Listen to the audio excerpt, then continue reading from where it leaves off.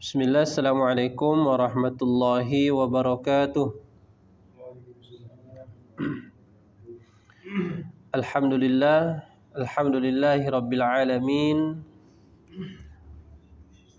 Wa usalli wa usallim ala sayyidil mursalin wa ala alihi wa ashabihi wa man sara ala nahjihi ila yaumiddin, amma ba'd.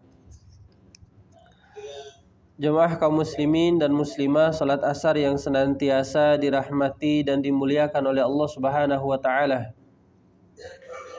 Alhamdulillah, pada kesempatan ini Allah Subhanahu wa taala masih memberikan kenikmatannya yang begitu besar kepada kita. Allah masih memberikan kita nikmat sehat. Allah Subhanahu wa taala masih memberikan waktu luang kepada kita, sehingga pada kesempatan ini kita masih melanjutkan kembali pembelajaran kita dalam kitab Sifat Salat Nabi sallallahu alaihi wasallam. Ya, alhamdulillah, pembahasan terakhir kita terkait dengan permasalahan kunut. Ya, terkait dengan permasalahan kunut. Ya, kalau di buku kecil itu halaman berapa dia? Bukunya? Ya, apa?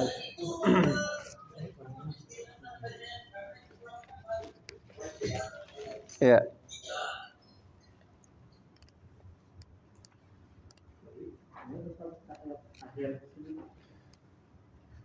Ya, tahiyat.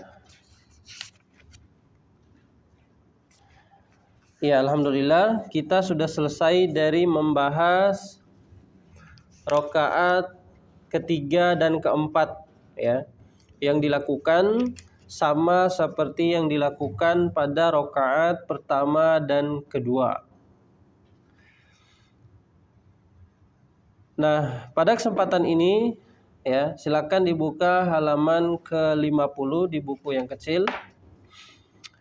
Kita akan membahas tentang masalah kunut, ya. Penulis di sini menyebutkan tentang kunut nazilah dan tempatnya. Apa yang dimaksud dengan kunut nazilah? Kunut nazilah adalah ad-du'a ba'da ruku' min ar-raka'atil akhirah, ya. Adalah doa yang dibaca setelah ruku' pada rakaat terakhir salat. Fi shalawatil khams wal witr. Pada salat 5 waktu dan juga pada salat witir. Ini yang dimaksud dengan kunut nazilah, yaitu adalah doa yang dibaca setelah ruku' daripada rakaat terakhir salat, pada salat 5 waktu dan juga pada salat witir. Ya, jadi dibaca pada saat dia salat 5 waktu, baik itu pada salat maghrib, isya. Ya, kapan dibaca? Pertama, disunnahkan membaca doa kunut dan mendoakan kaum muslimin karena ada musibah atau sesuatu hal yang menimpa mereka. Yang dimaksud dengan kunut nazilah adalah, ya, membaca doa ketika kaum muslimin tertimpa musibah. Jadi ketika mereka sedang mendapatkan suatu musibah di suatu tempat, maka disunnahkan bagi kaum muslimin yang lainnya untuk membaca apa? Doa di rakaat terakhir setelah ruku'. Itu yang disebut dengan kunut nazilah, ya. Misalnya di suatu tempat atau di negeri kaum muslimin, ya, misalnya di Palestina, saudara-saudara kaum muslimin di sana tertindas oleh orang-orang kafir misalnya, maka dibolehkan kepada kaum muslimin yang lainnya untuk membaca doa untuk mereka. Membaca doa pada sholat 5 waktu. Jadi tidak dikhususkan pada sholat subuh saja. Ya. Pada sholat 5 waktu mereka membaca doa kunut. Ya, sebagaimana nanti yang insya Allah akan kita sebutkan. Jadi yang pertama, membaca doa ketika kaum muslimin ya mendapatkan musibah atau sesuatu hal yang menimpa mereka. Kemudian yang kedua, tempatnya adalah sesudah bangun dari ruku' ya dan mengucapkan Rabbana lakal hamd. Jadi ketika seseorang selesai melaksanakan sholat di rakaat terakhirnya, dia bangun Sami'allahu liman hamidah Rabbana lakal hamd, baru dia membaca doa kunut nazilah. Ya. Jadi ingat poinnya tadi, dia membaca di sholat 5 waktu atau pada sholat witir. Jadi yang disyariatkan itu adalah di sholat 5 waktu dan juga pada sholat witir. Kunut nazilah ini tidak memiliki doa khusus dan doa yang diucapkan adalah doa yang selaras dengan musibah tersebut. Jadi doa yang diucapkan pada saat seseorang membaca kunut, setelah dia membaca doa kunut yang secara umum, Allahumma hdina fiman hadait wa afina fiman afait dan seterusnya. Kemudian setelah membaca doa kunut tersebut, baru dia membaca doa keumuman daripada doa-doa. Misalnya di negeri kaum muslimin sedang tertimpa wabah, maka dia berdoa terkait dengan penyakit wabah tersebut, ya. Jadi dia meminta kepada Allah Subhanahu wa taala agar segera diangkatkan wabah tersebut di negeri kaum muslimin. Jadi tidak berdoa di luar daripada konteks musibah tersebut, ya. Jadi berdoa selaras dengan yang dibutuhkan, ya. Nah, kemudian tinggal permasalahannya, ya. Kalau di sini disebutkan yang disyariatkan itu adalah kunut nazilah. Karena di sebagian kaum muslimin di negeri kita ada yang mensunnahkan kunut subuh. Itu bagaimana permasalahannya? Di sini diriwayatkan oleh Imam Bukhari dan Imam Muslim, Nabi SAW bersabda dalam hadis Anas radhiyallahu taala anhu, kata Rasul, anna Nabi SAW qanata syahran ba'da ruku'. Nabi SAW 1 bulan penuh melakukan kunut setelah ruku daripada salat-salatnya. Ya. Yad'u ala ahya'in minal Arab summa tarakahu. Nabi SAW mendoakan kepada orang-orang Arab yang mereka itu membunuh utusan Nabi SAW. Nabi mendoakan kepada mereka semoga Allah Subhanahu wa taala memberikan balasan yang setimpal kepada apa yang mereka perbuat. Ya.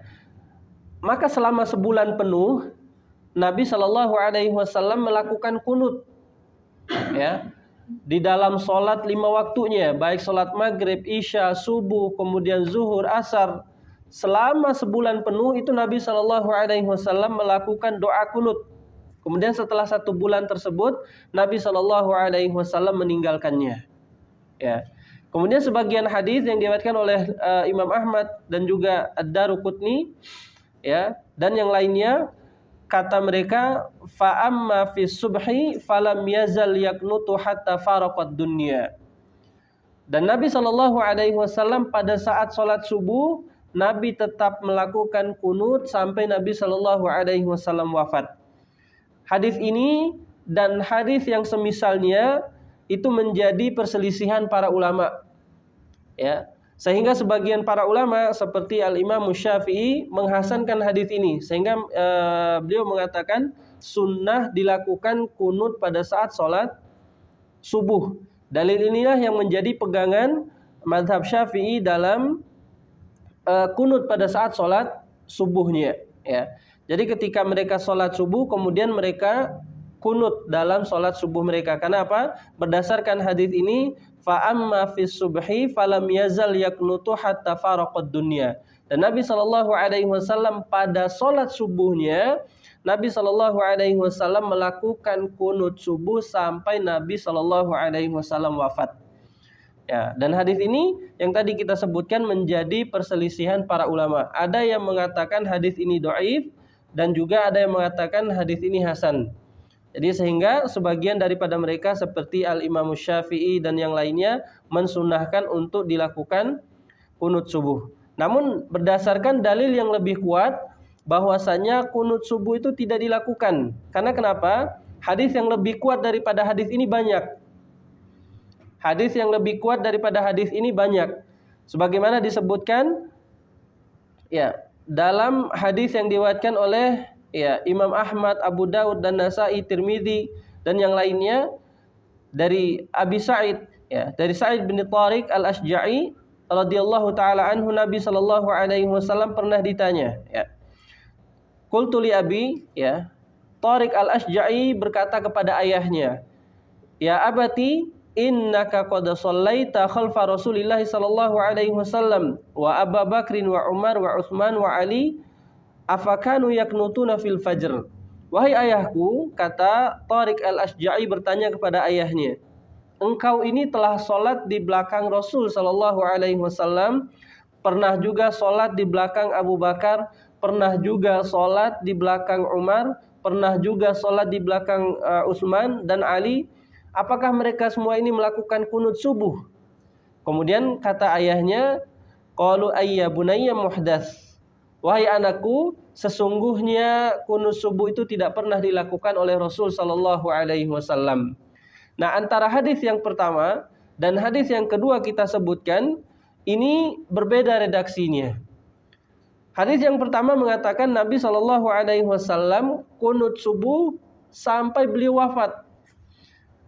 Kemudian datang hadis yang lebih kuat setelahnya bahwasanya Nabi Shallallahu Alaihi Wasallam tidak melakukan kunut subuh. Nah, sehingga terjadi perselisihan di antara para ulama bahwasanya kunut subuh ini lebih afdolnya tidak dilakukan. Adapun jika seseorang sholat di belakang imam yang melakukan kunut subuh, maka dia tetap melaksanakan atau mengikuti daripada imam tersebut. Jadi perbedaan pendapat para ulama dari segi penafsiran daripada hadis yang dibawakan oleh Nabi Shallallahu Alaihi Wasallam. Jadi sehingga ini tidak jadi permasalahan di antara kaum muslimin. Kadang seperti kemarin yang kita bahas, ada golongan yang ekstrim. Kalau sholat di belakang imam yang kunut, dia nggak mau ikut kunut. Nah, ini ekstrim. Kemudian kalau dia sholat di belakang imam yang nggak kunut, dia juga nggak mau ikut. Sebagian kelompok seperti itu, ekstrim kanan, ekstrim kiri. Sehingga tidak mau sholat bersama dengan jemaah kaum muslimin. Dan ini adalah suatu kesalahan. Karena Imam Syafi'i yang meriwayatkan atau yang menjelaskan tentang hadis ini mengatakan bahwasannya kunut subuh itu adalah sunnah. Kemudian Imam Ahmad mengatakan kunut subuh itu adalah bukan di antara yang disyariatkan oleh Nabi Shallallahu Alaihi Wasallam berdasarkan hadis yang tadi yang kedua kita bacakan. Imam Ahmad mengatakan bahwasanya kunut subuh tidak pernah dilakukan oleh Rasul Shallallahu Alaihi Wasallam. Tapi suatu ketika Imam Ahmad karena beliau ini berguru juga kepada Al-Imam Syafi'i. Beliau datang kepada Imam Syafi'i di tempatnya ketika itu melakukan sholat berjamaah bersama beliau. Imam Syafi'i kunut, kemudian Imam Ahmad juga ikut kunut bersama Imam Syafi'i. Padahal di antara pendapatnya Imam Ahmad tidak mengatakan bahwasanya kunut subuh itu diperbolehkan. Beliau tidak memperbolehkan kunut subuh, tapi ketika sholat di belakang gurunya Al-Imam Syafi'i yang mensunahkan kunut, maka beliau pun ikut melakukan kunut subuh. Jadi itu hal-hal yang berkaitan dengan kunut subuh. Kalau tadi yang pertama kita bahas tentang kunut nazilah, ini adalah disyariatkan kalau terjadi suatu wabah. Jadi kalau kita lihat imamnya itu kunut di sholat 5 waktunya, berarti dia sedang melakukan kunut nazilah. Jadi ini disunnahkan, bahkan disyariatkan. Dan doanya adalah dia baca terlebih dahulu doa kunut, Allahumma hdina fiman hadait, wa afina fiman afait, wa tawallana fiman tawallait, wa barik lana fima atait, wa qina birahmatika syarra ma qadait, dan seterusnya. Kemudian setelah dia membaca doa kunut tersebut, dia baca doa-doa yang berkaitan dengan permasalahan kaum muslimin. Itu yang dimaksud dengan kunut nazilah. Kemudian yang berikutnya halaman ke-51, kunut dalam sholat witir berikut tempatnya. Ya, di sini disebutkan kunut untuk sholat witir maka ia disyariatkan kadang-kadang. Ya. Jadi ketika seseorang melakukan sholat witir baik itu di luar Ramadan ataupun pada bulan Ramadan, maka disyariatkan kadang-kadang. Ya, itu yang selain nazilah. Kalau kunut nazilah, dia diucapkan atau didoakan pada saat ada permasalahan kaum muslimin. Namun ketika dia sholat witir, baik dia sholat dalam keadaan dia sendiri ataupun dalam keadaan dia sholat berjemaah atau tarawih bersama imam, itu disyariatkan kadang-kadang. Jadi ketika dia sholat witir sendiri, maka itu disyariatkan. Dia doa kunut. Ya. Dia doa kunut, Allahumma hdina fiman hadait wa afina fiman atait, dan seterusnya. Kemudian dia minta kepada Allah Subhanahu wa taala sesuai dengan apa yang dia butuhkan. Maka di sini ada 3 tempat yang tadi kita bahas. Yang pertama adalah terkait dengan masalah apa? Kunut nazilah. Kunut nazilah itu dibaca pada saat sholat 5 waktu yang ketika ada kejadian atau musibah terhadap kaum muslimin, ya, dan dia boleh untuk mendoakan, ya. Kalau misalnya seorang perempuan yang sholat sendiri di rumah, dia ingin mendoakan kaum muslimin yang tertimpa musibah, misalnya seperti kemarin yang terjadi wabah dan lain sebagainya, dia doakan kepada Allah Subhanahu wa taala semoga segera diangkat penyakit tersebut. Dia doa setelah sholat subuhnya, setelah sholat zuhurnya, setelah sholat asarnya, maghribnya. Jadi tidak dikhususkan satu sholat tertentu, tapi boleh dibaca pada semua waktu sholat. Itu namanya kunut nazilah. Kemudian yang kedua adalah kunut subuh.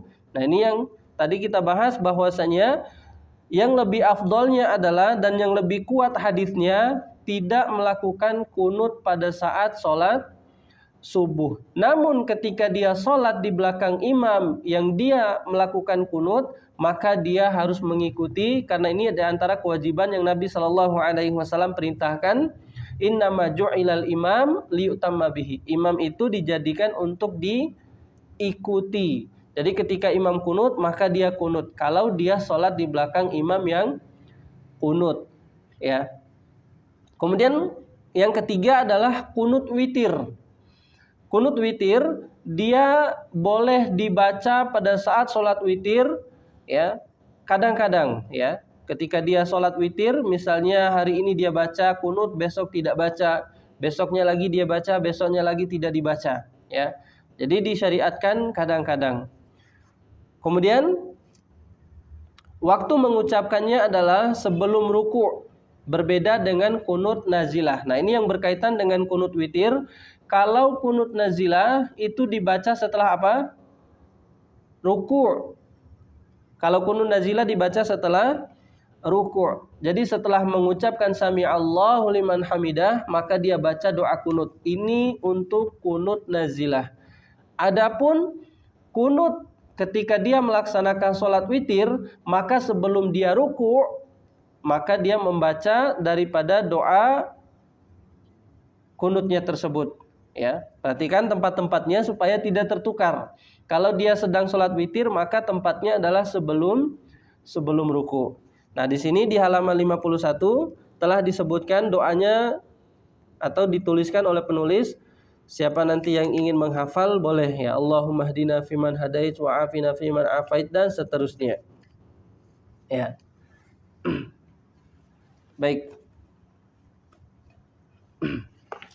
Kemudian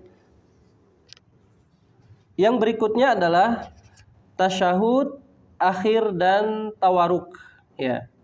Wujub at-tasyahud al-akhir, ya. Wajibnya seseorang melakukan tasyahud akhir. Summa kana sallallahu alaihi wasallam ba'da ayyatimar ruku' raka'ah ar-rabi'ah yajlisu litasyahudil akhir. Kemudian Nabi Shallallahu Alaihi Wasallam setelah menyempurnakan 4 rakaat daripada sholat yang 4, ya, Kemudian ia jelisu li tasyahudil akhir. Nabi Shallallahu alaihi wasallam duduk untuk melakukan tasyahud akhir. Kalau sholatnya 3 rakaat berarti 3 rakaat, setelah itu rakaat terakhir dia sujud untuk melaksanakan sujud tasyahud akhir. Wa kana ya'muru fihi bima amara bihil awwal. Kemudian Nabi Shallallahu alaihi wasallam memerintahkan seperti beliau memerintahkan pada yang pertama, yaitu wa yad'u fihi ma kana yasna'ul awwal illa annahu kana yaq'adu fihi mutawarrikan.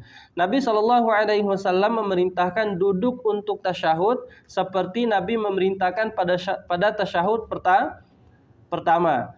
Illa, kecuali kata Nabi Shallallahu alaihi wasallam, lihat poin ke-170, hanya saja posisi duduknya adalah kirinya di tanah, kemudian mengeluarkan kedua telapak kakinya dari salah satu arah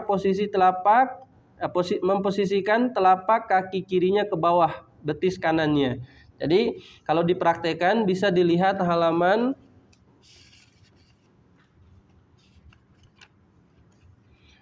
bisa dilihat halaman 72. Ya, lihat halaman 72. Cara melakukan duduk yang namanya tawaruk. Jadi di rakaat terakhir itu seseorang melakukan tasyahud akhir dengan cara duduknya tawaruk. Kalau di tasyahud pertama duduknya apa? Iftirash, ya. Ya. Kemudian menegakkan telapak kaki kanannya, ya. Kemudian kadang-kadang boleh membentangkannya. Jadi bisa dilihat poin yang tadi 72 itu adalah gambar ketika seseorang tawaruk.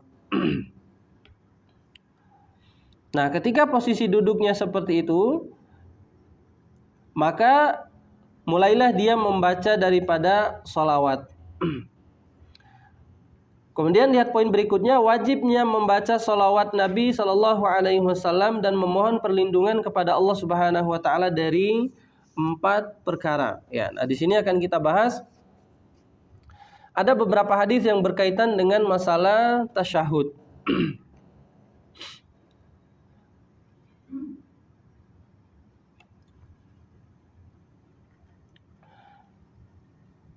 Dari Abdullah bin Mas'ud radhiyallahu taala anhu, qala iltafata ilaina Rasulullah sallallahu alaihi wasallam faqala idza shalla ahadukum falyakul at-tahiyyatu lillah.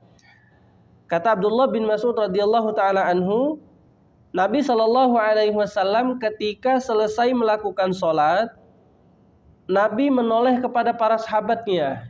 Yang kebetulan di situ juga ada Abdullah bin Mas'ud radhiyallahu taala anhu.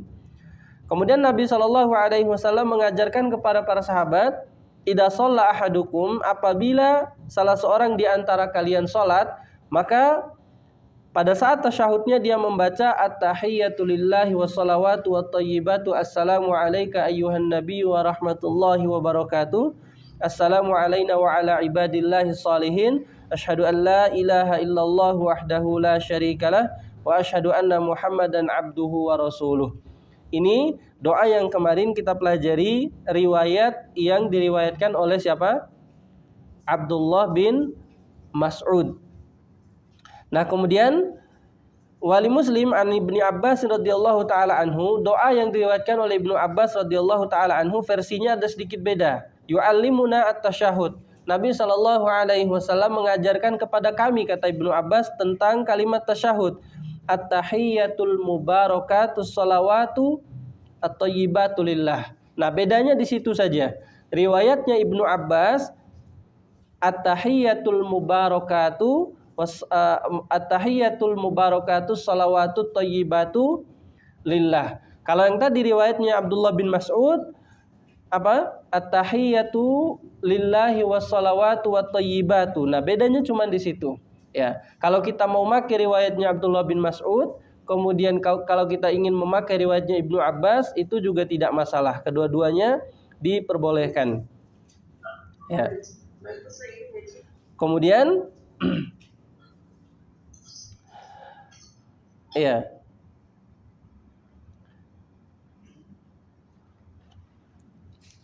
yaitu terkait dengan konteks kalimat tahiyat.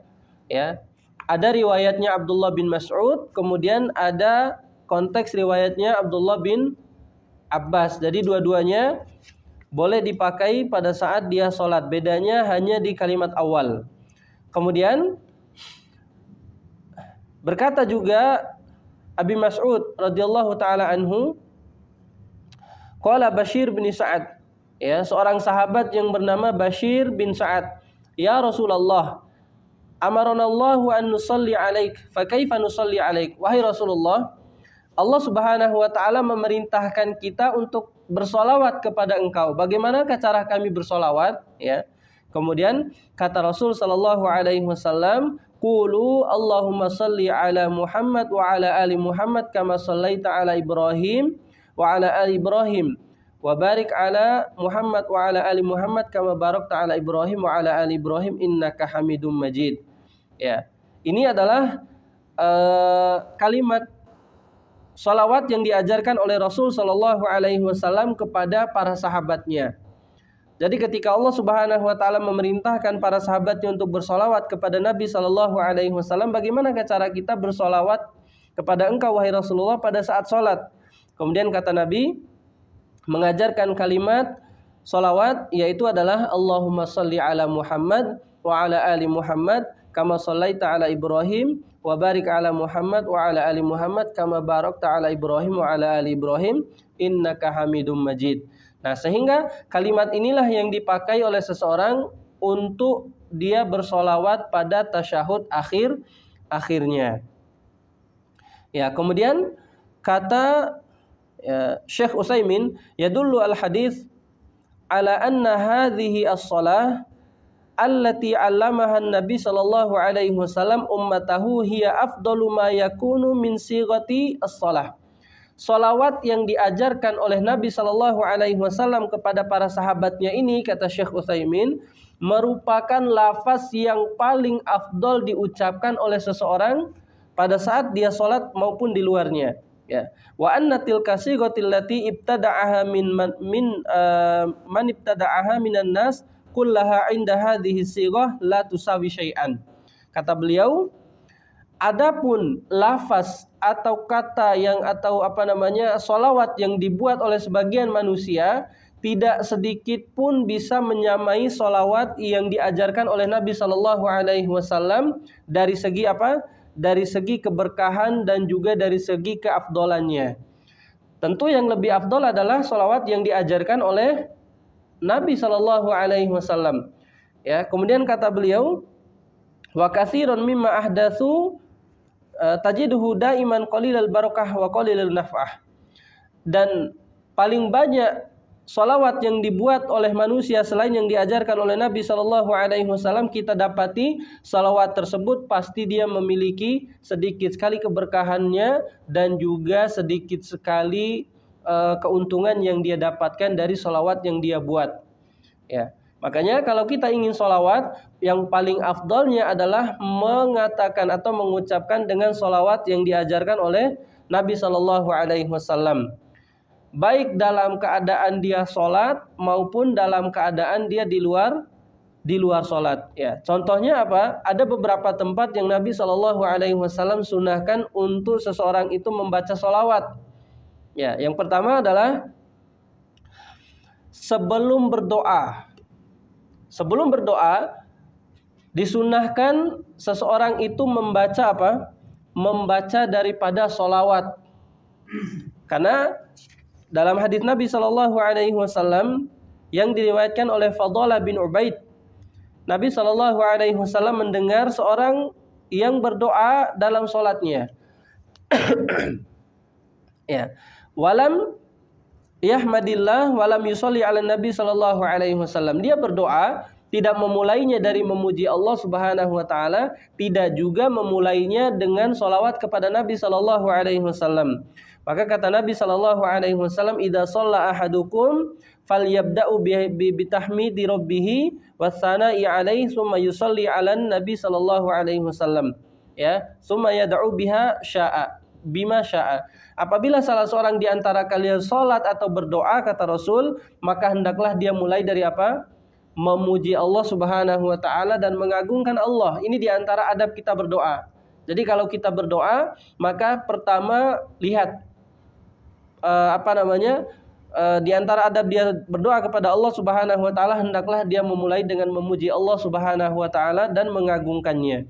Kemudian yang kedua kata Nabi, summa yusalli 'alan nabi sallallahu alaihi wasallam. Kemudian adab doa yang kedua, hendaklah dia membaca solawat kepada Nabi sallallahu alaihi wasallam dengan solawat yang diajarkan tadi. Tujuannya apa? Untuk mendapatkan keberkahan daripada doanya tersebut. Dan yang ketiga kata Nabi, summa yad'u bima syaa. Kemudian barulah setelah itu dia berdoa sesuai dengan apa yang dia inginkan. Ya, makanya ketika dia berdoa, maka hendaklah dia mulai dengan apa? Pertama mengagungkan Allah Subhanahu wa taala dengan menyebutkan nama-nama dan sifatnya. Misalnya kita ingin meminta ampunan kepada Allah, maka sebutkan nama-nama dan sifat Allah yang Maha Pengampun. Apa itu? Al-Ghaffar misalnya. Kemudian kalau dia ingin meminta rezeki kepada Allah Subhanahu wa taala, sebutkan nama-nama dan sifat Allah yang mengandung rezeki, ya Razzaq. Ya. Baru setelah itu dia bersolawat kepada Rasul sallallahu alaihi wasallam setelah memuji dan mengagungkan Allah. Allahumma shalli ala Muhammad wa ala ali Muhammad kama shallaita ala Ibrahim wa ala ali Ibrahim wa barik ala Muhammad wa ala ali Muhammad kama barakta ala barik ala Muhammad wa ala ali Muhammad kama barakta ala Ibrahim wa ala ali Ibrahim innaka Hamidum Majid. Baru setelah itu dia berdoa kepada Allah Subhanahu wa taala. Ini diantara adabnya seseorang berdoa. Kemudian yang kedua, tempat yang dimana kita disunahkan untuk membaca salawat Nabi Sallallahu Alaihi Wasallam ketika mendengar nama Nabi Sallallahu Alaihi Wasallam disebutkan. Kalau sedang disebutkan nama Nabi, ya, misalnya ketika saya mengatakan Nabi Sallallahu Alaihi Wasallam, maka disunahkan untuk kita membaca atau menyebutkan salawat tersebut. Ya, Allahumma sholli ala nabiyina Muhammadin sallallahu alaihi wasallam. Jadi jawabannya Allahumma shollim wa barik, Allahumma sholli wa sallim wa barik alaih. Atau misalkan bisa dengan kalimat yang lain, Allahumma sholli ala Muhammad. Ya, bisa seperti itu. Nah, jadi ketika disebutkan nama Nabi sallallahu alaihi wasallam, maka hendaklah dia juga menyebutkan salawat kepada Nabi sallallahu alaihi wasallam. Kata Nabi dalam hadis, apabila rogima anf, celaka seseorang apabila disebutkan namaku maka dia tidak mengucapkan namaku. Ya, celaka bagi seseorang yang ketika dia menyebutkan namaku maka dia tidak bersolawat kepadaku. Ya, jadi ada ancamannya dari hadis Nabi Shallallahu Alaihi Wasallam. Kenapa kita disunahkan untuk membaca solawat ketika mendengar nama Nabi? Karena agar kita tidak digolongkan menjadi orang yang celaka. Ya, sangat pelit sekali ketika disebutkan nama Nabi, dia tidak bersolawat kepada Nabi Shallallahu Alaihi Wasallam. Ya, kemudian yang ketiga adalah perintahnya untuk memperbanyak solawat di hari Jumat. Ya, jadi Nabi Shallallahu Alaihi Wasallam bersabda, Inna afdola ayyamikum yaumal jum'ah. Sesungguhnya hari yang paling afdol bagi kalian itu adalah hari Jumat. Fa'aksiru alayya minas shalah. Maka perbanyaklah salawat kepadaku, kata Nabi sallallahu alaihi wasallam. Ya. Fa inna salatakum ma'rudatun alayya. Karena salawat yang kalian ucapkan pada hari Jumat, ya, itu tersampaikan kepada Nabi sallallahu alaihi wasallam. Nah, kemudian pertanyaannya, apa makna sholawat tersebut? Karena Allah Subhanahu wa taala mengatakan, innallaha wa malaikatahu yusholluna 'alan nabi. Sesungguhnya Allah kemudian para malaikatnya bersolawat kepada Nabi sallallahu alaihi wasallam. Lalu Allah mengatakan, sallu innallaha wa malaikatahu yusholluna 'alan nabi ya ayyuhalladzina amanu sallu alaihi wa sallimu taslima. Maka hai orang-orang yang beriman, bersolawatlah kepada Nabi sallallahu alaihi wasallam. Nah, makna solawatnya Allah Subhanahu wa taala, innallaha wa malaikatahu yusholluna 'alan nabi. Allah bersolawat dan para malaikatnya bersolawat kepada Nabi. Makna solawatnya Allah Subhanahu wa taala adalah memberikan rahmatnya kepada Nabi sallallahu alaihi wasallam. Adapun malaikat adalah doa. Malaikat itu makna solawatnya kepada Nabi Shallallahu Alaihi Wasallam doa memohonkan rahmatnya kepada Allah Subhanahu Wa Taala untuk Nabi Shallallahu Alaihi Wasallam. Adapun solawat yang kita ucapkan, kaum muslimin ucapkan, itu bernilai apa? Bernilai salam kepada Nabi Shallallahu Alaihi Wasallam. Jadi menyampaikan salam kepada Nabi Shallallahu Alaihi Wasallam atas perjuangan dan juga pengorbanan Nabi Shallallahu Alaihi Wasallam kepada umatnya. Makanya kita kenapa dianjurkan untuk mengucapkan sholawat tersebut, ya. Nah, itu diantara sholawat yang diajarkan oleh Nabi Shallallahu Alaihi Wasallam kepada para sahabatnya. Ya, makanya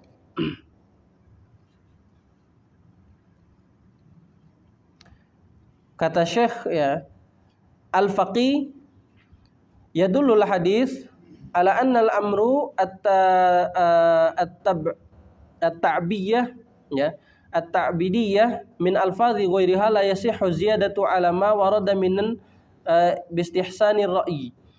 Kata Syekh Al-Faqih bahwasannya lafaz yang telah diajarkan oleh Nabi sallallahu alaihi wasallam la yasihhu ziyadatu ala ma warada fiha, tidak diperbolehkan menambah daripada lafaz yang telah diajarkan oleh Nabi sallallahu alaihi wasallam. Karena misalnya ma warada fiha bistihsanir ra'i, karena menganggap tambahan lafaz tersebut baik. Misalnya sebagian daripada kaum muslimin menambahkan lafaz daripada sholawat tersebut ada kata sayyidinanya, ya, Allahumma sholli ala sayyidina Muhammad wa ala ali sayyidina Muhammad, ada tambahannya seperti itu. Maka kata Syekh Al-Faqih, ya, fahadhihi alfadzun Nabi sallallahu alaihi wasallam allati 'allamaha li ashabihi, karena lafaz ini adalah lafaz yang telah Nabi sallallahu alaihi wasallam ajarkan kepada para sahabatnya, tidak ada tambahan lafaz sedikit pun. Kemudian kata beliau, wallati kana yaqulu ashabihi mi fi salatihi, lafaz ini jugalah yang dipakai oleh para sahabatnya dalam salatnya, tidak ada tambahan sedikit pun. Wa tawataran naqla anhum, kemudian banyak sekali riwayat yang menyebutkan tentang salawat ini tanpa ada tambahan lafaznya. Kemudian kata beliau, ya, walam yaqulu sayyidina Muhammad, dan para sahabat tidak mengatakan sayyidina Muhammad, ya. Wa in kana Nabi sallallahu alaihi wasallam bila syak huwa sayyidu waladi Adam, ya, bal sayyidu al-khalq ajmain. Tidak diragukan lagi bahwasanya Nabi sallallahu alaihi wasallam itu adalah apa? Sayyid. Sayyid itu adalah pemimpin. Pemimpin anak Adam itu adalah Nabi sallallahu alaihi wasallam. Bahkan kata beliau, bahkan Nabi ini adalah pemimpin di antara manusia seluruhnya. Ya. Jadi tanpa kita sebutkan pun lafaz sayyidina ini, ya, Nabi Shallallahu Alaihi Wasallam tidak dikurangi kehormatannya, karena Nabi Shallallahu Alaihi Wasallam telah diberikan gelar khusus Sayyidu waladi Adam, kemudian Sayyidul Khalq ajmain. Nabi adalah pemimpin manusia seluruhnya. Jadi kata Syekh Al-Faqih, tidak diperbolehkan untuk dia menambah lafaz daripada sayyidina. Jadi cukup bagi kita untuk membaca sholawat yang telah diajarkan oleh Nabi Shallallahu Alaihi Wasallam kepada para sahabatnya. Kemudian yang berikutnya, jemaah yang dimuliakan Allah Subhanahu Wa Taala, berlindung daripada 4 hal. Ya, jadi setelah melakukan tasyahud, ya, dia membaca doa tasyahud, kemudian dia membaca sholawat, maka doa-doa yang disunnahkan untuk dibaca diantaranya adalah hadis yang diriwayatkan oleh Imam Bukhari dan Imam Muslim, hadis sahih, an Abi Hurairah radhiyallahu taala anhu, qala Nabi sallallahu alaihi wasallam, idza tasyahada ahadukum falyasta'id billahi min arba'ah. Apabila salah seorang di antara kalian tasyahud, setelah selesai membaca daripada tasyahudnya, maka hendaklah di antara kalian meminta perlindungan dari 4 perkara. Jadi setelah selesai tasyahud, ya, disyariatkan atau disunahkan untuk berdoa meminta perlindungan daripada 4 perkara. Yaqul Allahumma inni a'udzubika min adzabi jahannam. Pertama, dia berdoa, ya Allah, lindungilah aku daripada azab neraka jahanam. Kemudian yang kedua, apa? Wa min adzabil qabr. Ya Allah, lindungilah aku daripada azab qabr. Wa min fitnatil mahya wal mamat, dari fitnahnya kehidupan dan juga fitnah kematian. Wa min fitnatil masihid dajjal, dan juga fitnahnya al-masih dajjal. Maka seseorang ketika selesai daripada tasyahudnya, ya, dia tidak langsung melakukan salam. Namun disyariatkan oleh Nabi Shallallahu Alaihi Wasallam untuk membaca doa berlindung dari 4 perkara. Dia membaca Allahumma inni a'udzubika min azabil qabr wa min azabi jahannam. Allahumma inni a'udzubika min azabi jahannam wa min azabil qabr wa min fitnatil mahya wal mamat wa min syarri fitnatil masihid dajjal. Ya, dia meminta perlindungan daripada 4 perkara ini. Maka kata Syekh Al-Bassam, yadullul hadits ala masyru'iyyati at-tasyahhudil akhir wa istihbabud du'a ba'da at-tasyahhud. Kata beliau, hadis ini menunjukkan tentang pensyariatan tasyahud dan juga dicintainya, disunnahkannya berdoa setelah tasyahud.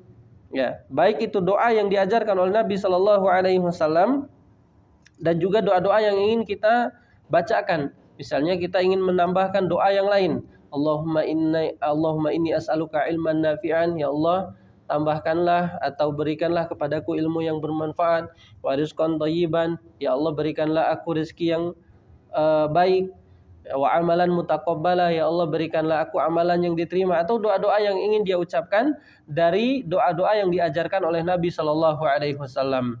Nah, kemudian misalnya ada yang bertanya, kalau kita membaca doa selain daripada doa tersebut, kita membaca doa dengan bahasa Indonesia misalnya, maka itu sudah kita bahas pada pertemuan sebelumnya, untuk memasukkan lafaz selain daripada yang diajarkan oleh Nabi Shallallahu Alaihi Wasallam, maka sebaiknya dia baca setelah dia sholat. Ya, doa ini menggunakan bahasa Indonesia. Setelah selesai sholatnya, terserah dia mau baca doa dengan bahasanya sendiri atau bahasa Indonesia atau doa yang dia pahami sendiri. Akan tetapi di dalam sholat disyariatkan membaca doa al-ma'sur. Apa itu al-ma'sur? Doa-doa yang diajarkan oleh Nabi Shallallahu Alaihi Wasallam. Ya. Kemudian doa juga yang sering Nabi Shallallahu Alaihi Wasallam baca. Nah, di sini ada di halaman 54 doa yang tadi kalau kita ingin menghafal, ya, ini bisa kita baca dari salat-salat kita. Misalnya salat maghrib selesai tasyahud, ya, kita membaca Allahumma inni a'udzubika min adzabi jahannam wa min adzabil qabr wa min fitnatil mahya wal mamat wa min syarri fitnatil masihi ad-dajjal. Ya, jadi kalau bisa doa ini benar-benar dihafal di luar kepala. Kita minta kepada Allah Subhanahu wa taala untuk dijauhkan dari hal-hal ini, karena ini sangat penting berkaitan dengan akhirat kita. Kemudian juga ada doa yang dibacakan oleh Nabi Shallallahu Alaihi Wasallam yang biasa Nabi Shallallahu Alaihi Wasallam baca, sebagaimana dalam hadis yang diriwayatkan oleh Abu Bakar As-Siddiq radhiyallahu taala anhu. Kata Abu Bakar radhiyallahu taala anhu, annahu qala li Rasulillah sallallahu alaihi wasallam. Abu Bakar berkata kepada Nabi, "Alimni du'aan ad'u bihi fi sholati." Wahai Rasulullah, ajarkanlah kepadaku doa yang aku bisa doakan dalam salatku. Kemudian kata Rasul sallallahu alaihi wasallam, "Qul," katakanlah wahai Abu Bakar, "Allahumma inni zalamtu nafsi zulman katsira. Wala yaghfiru dzunuba illa ant, faghfirli maghfiratan min 'indik warhamni innaka antal ghafurur rahim." Hadis ini sahih diriwayatkan oleh Imam Muslim dan Imam Bukhari. Kata Nabi sallallahu alaihi wasallam mengajarkan doa kepada Abu Bakar, Allahumma inni zalamtu nafsi zulman katsira. Wahai Allah, sesungguhnya aku telah menzalimi diriku sendiri dengan kezaliman yang banyak. Wala yaghfiru dzunuba illa anta, dan tidak ada yang memberikan ampunan selain dengan ampunan yang Engkau berikan. Faghfirli, oleh karena itu wahai Allah, ampunilah dosaku, ya, dengan ampunan yang ada pada dirimu. Warhamni, dan sayangilah aku. Innaka antal ghafurur rahim, sesungguhnya Engkau Maha Pengampun lagi Maha Penyayang. Doa ini jemaah yang dimuliakan Allah Subhanahu wa taala disebutkan oleh Syekh Utsaimin, hadza du'a tadammanu salasata umurin yatawassalu ilallahi biha fid du'a. Dalam doa ini kalau dia menghafal dan membaca dalam salatnya, itu mengandung 3 perkara. yang bisa dia bertawasul kepada Allah Subhanahu wa taala daripada 3 perkara ini. Yang pertama adalah al-i'tiraf, pengakuan bahwasanya kita ini memang hamba yang pendosa. Ya. Jadi dia mengakui dirinya banyak dosa. Allahumma inni zalamtu nafsi zulman katsira. Ya Allah, aku telah menzalimi diri aku dengan kezaliman yang sangat banyak, wahai Allah. Ya. Dia mentadaburi doa ini dan dia berdoa kepada Allah dengan pengakuan dosa-dosanya. Kemudian yang kedua adalah as-sana, dia memuji Allah Subhanahu wa taala. Wala yaghfiru dzunuba illa anta. Ya Allah, tidak ada yang mengampuni dosa wahai Allah kecuali Engkau. Ya. Dia memuji Allah supaya benar-benar diberikan oleh Allah Subhanahu wa taala. Jadi kalau dia berdoa dengan mengumpulkan 3 perkara ini, yang pertama adalah i'tiraf, dia mengakui dosa-dosanya. Kemudian yang kedua, dia memuji Allah Subhanahu wa taala, enggak ada yang mengampuni dosa kita, enggak ada yang mengampuni dosa-dosa yang dilakukan oleh seorang hamba melainkan Allah Subhanahu wa taala. Dan yang ketiga, dia meminta. Ya, dia meminta kepada Allah Subhanahu wa taala, faghfirli, oleh karena itu wahai Allah, ampunilah saya. Kita mengatakan enggak ada yang mengampuni dosa. Kalau enggak ada yang mengampuni dosa selain Allah, kepada siapa kita meminta lagi? Ya, kepada siapa kita akan meminta kalau Allah tidak mengampuninya? Maka akan sungguh-sungguh rugi ya seseorang yang meminta ampunan kepada selain Allah Subhanahu wa taala. Makanya dalam ayat Al-Qur'an, Rabbana selaras dengan ayat yang Allah Subhanahu wa taala katakan, Rabbana zalamna anfusana. Ya Allah, sesungguhnya kami telah menzalimi diri kami. Ya. Rabbana zalamna anfusana wa illam taghfir lana. Kalau seandainya Engkau tidak mengampuni dosa kami wahai Allah, ya. Wa illam taghfir lana lanakunanna minal khasirin, maka kami akan menjadi orang yang merugi. Ya. Jadi ini diantara doa yang Nabi Shallallahu Alaihi Wasallam ajarkan. Pertama, dia mengakui dirinya bahwasanya dia adalah hamba yang banyak melakukan dosa. Dia merendahkan diri kepada Allah Subhanahu Wa Taala.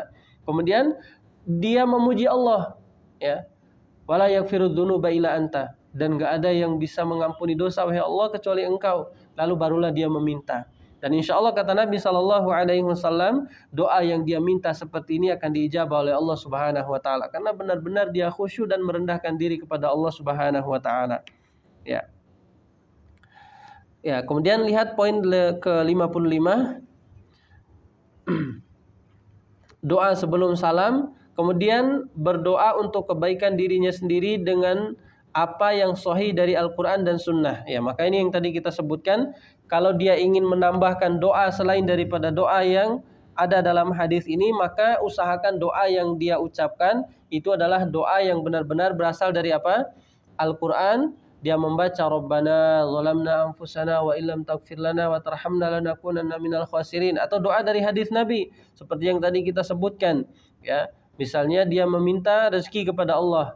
Ya. Allahumma inna nas'aluka ilman nafi'an wa rizqan thayyiban wa amalan mutaqabbala, dan seterusnya, ya.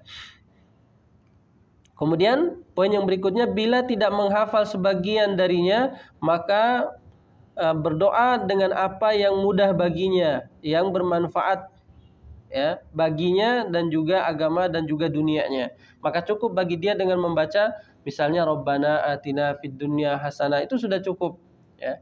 Rabbana atina fid dunya hasanah wa fil akhirati hasanah wa qina adzabannar. Dia baca doa itu sudah cukup untuk meminta kebaikan di dunia dan juga meminta kebaikan di akhirat, ya. Makanya kalau tadi ada yang ditanyakan kalau pakai doa Indonesia bagaimana? Ya, sebaiknya tidak didoakan dalam sholat. Kalau seandainya dia ingin mendoakan dengan bahasa yang dia pahami, maka doa pada saat setelah dia selesai sholat, ya.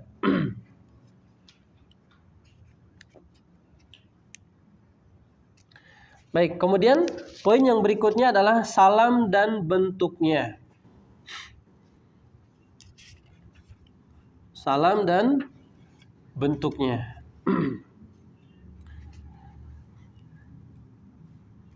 Poin ke-177. Kemudian salam ke kanan, dan ini adalah rukun hingga terlihat putihnya pipi Nabi Shallallahu Alaihi Wasallam. Ya. Sumakana yusallim ala yaminihi assalamualaikum warahmatullah. Nabi Shallallahu Alaihi Wasallam melakukan salam ke kanan, Assalamualaikum warahmatullah, sampai kelihatan oleh para sahabat itu adalah bentuk pipi Nabi Shallallahu Alaihi Wasallam. Jadi tidak hanya sekedar Assalamualaikum, dia hanya menoleh saja, tetapi salam itu sampai jemaah itu bisa melihat daripada pipinya. Orang yang di belakangnya dia bisa melihat daripada putihnya atau pipinya orang yang di depannya. Ya, hatta yura bayadu khadduhu al-aiman, sampai para sahabat itu melihat putihnya pipi Nabi Shallallahu Alaihi Wasallam. Kemudian wa an yasarihi, dan juga Nabi Shallallahu Alaihi Wasallam menoleh ke kiri.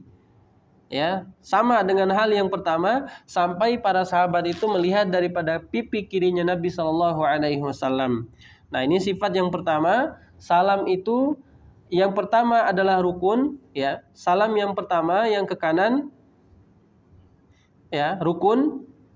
Assalamualaikum warahmatullah, ya, dia baca. Dan salam yang ke kiri hingga terlihat putihnya pipi termasuk daripada dalam sholat jenazah. Ya, sholat jenazah juga sama halnya, dilakukan salam dengan menoleh ke kanan dan ke kiri. Kemudian yang berikutnya adalah bentuk-bentuk salam. Nabi Shallallahu Alaihi Wasallam wa kana idza qala an yaminihi assalamualaikum warahmatullah. Nabi Shallallahu Alaihi Wasallam kadang-kadang mengatakan assalamualaikum warahmatullahi wabarakatuh. Kadang Nabi SAW mempanjangkan assalamualaikum warahmatullahi wabarakatuh. Assalamualaikum warahmatullahi wabarakatuh.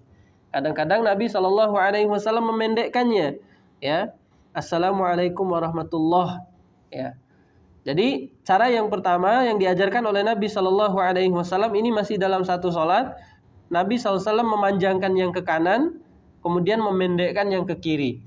Assalamualaikum warahmatullahi wabarakatuh.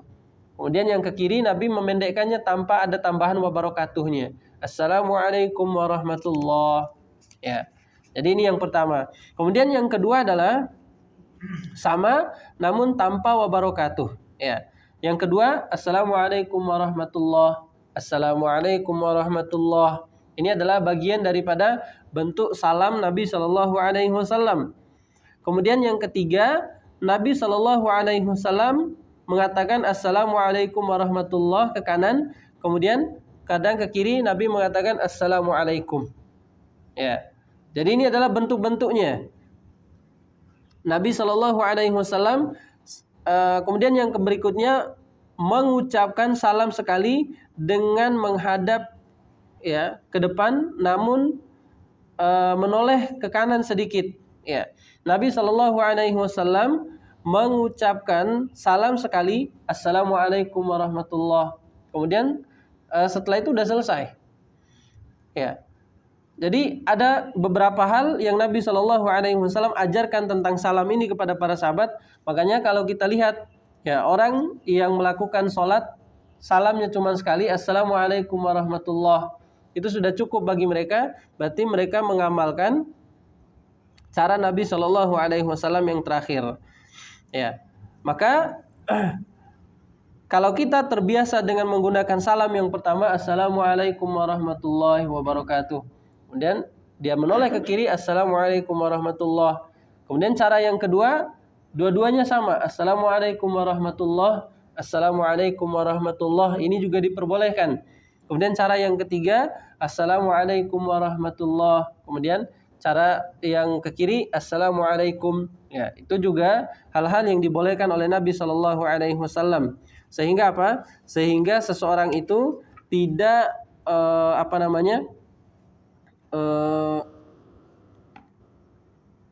terlalu cepat memvonis. Ya, ketika lihat orang assalamualaikum warahmatullah, loh kok cuma salamnya sekali? Ya, akhirnya jadi ribut. Kata dia, itu di sana imamnya sekali doang salamnya, saya nggak mau lagi sholat di sana. Ya, karena sedikit pemahaman kita tentang sunnah, karena Nabi SAW banyak mencontohkan kepada para sahabat. Nah, inilah yang menjadi patokan kita bahwasanya Nabi Shallallahu Alaihi Wasallam mengajarkan sunnah yang banyak, sehingga ketika orang mengamalkannya maka dia tidak bingung seperti itu. Kemudian yang berikutnya, Ya. Ini beliau sudah selesai menyebutkan, tapi di sini di buku versi lengkapnya Nabi Shallallahu alaihi wasallam menyebutkan kana yushiru nabi aidihim idza sallamu anil aiman, ya. Dan disebutkan para sahabat itu mereka menggunakan isyarat dengan tangannya apabila mereka salam, ya, anil aiman wa anis syama'il, anil yamin wa anis syamal, ya. Kadang para sahabat itu sebelum mengetahui tentang ilmu, mereka mengamalkan dengan apa yang mereka yakini itu benar. Ketika mereka salam, kana yushiru nabi aidihim idza sallamu. Para sahabat itu memberikan isyarat dengan tangannya ketika mereka salam. Assalamualaikum warahmatullah. Assalamualaikum warahmatullah. Kemudian fara'ahum Rasulullah sallallahu alaihi wasallam faqala. Kemudian dilihatlah oleh Rasul sallallahu alaihi wasallam, kemudian Nabi berkata, "Ma sya'nukum tushiruna bi aidikum ka'annaha adnabu khailus syums." Apa yang kalian lakukan ini? Kalian memberikan isyarat dengan tangan kalian untuk salam, seperti kalian sedang menangkap ekor kuda, kata Rasul sallallahu alaihi wasallam. Kemudian kata Rasul, idza sallama ahadukum falyaltafit ila sahibihi. Maka cukup bagi kalian apabila kalian salam, hendaklah dia menghadap ke teman dekat, teman yang ada di sampingnya. Falyaltafit ila sahibihi. Maka hendaklah dia menghadap ke teman yang di samping kanannya. Wala yumi'u biyadihi, dan dia tidak memberikan isyarat dengan tangannya. Nah, makanya mungkin sebagian orang yang mengamalkan hal tersebut, dia mengambil dasar daripada apa yang dilakukan oleh para sahabat tersebut, ya.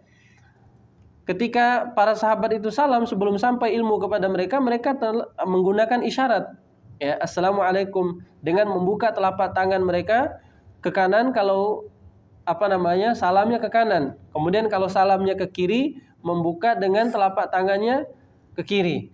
Dan ini telah terputus. Nabi Shallallahu alaihi wasallam telah memberikan ilmu kepada para sahabatnya, jangan lagi lakukan hal tersebut. Maka cukup, kata Nabi Shallallahu alaihi wasallam, apabila kalian salam, maka hendaklah dia menoleh ke kanan. Kalau dia salam ke kiri, hendaklah dia menoleh ke kiri, tidak lagi menggunakan isyarat tangan. Maka kata Nabi, falamma shallu ma'ahu aidan lam yaf'alu dzalika.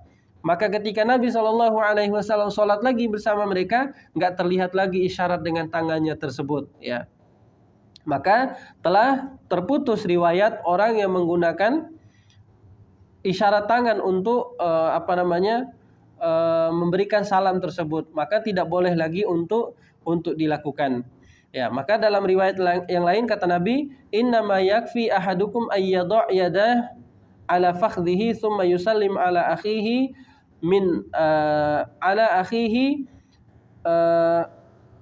man ala yaminihi wa shamalihi. Maka cukup bagi seseorang itu dia meletakkan tangan di atas pahanya, tidak digerakkan, kemudian dia salam dengan menghadap teman yang ada di samping kanan dan kirinya. Ya, maka hadis ini menunjukkan bahwasanya salam itu tidak harus dengan isyarat tangan. Assalamualaikum warahmatullah, assalamualaikum warahmatullah. Maka ini termasuk hal yang Nabi Shallallahu alaihi wasallam larang untuk dilakukan pada saat sholat, ya. Baik, mungkin ini yang bisa kita bahas pada kesempatan ini. Insyaallah pada pertemuan yang akan datang kita akan membahas tentang zikir setelah sholat, ya. Zikir setelah sholat dan apa saja yang harus dibaca ketika seseorang zikir pada sholatnya, insyaallah. Tapi barangkali ada yang mau ditanyakan.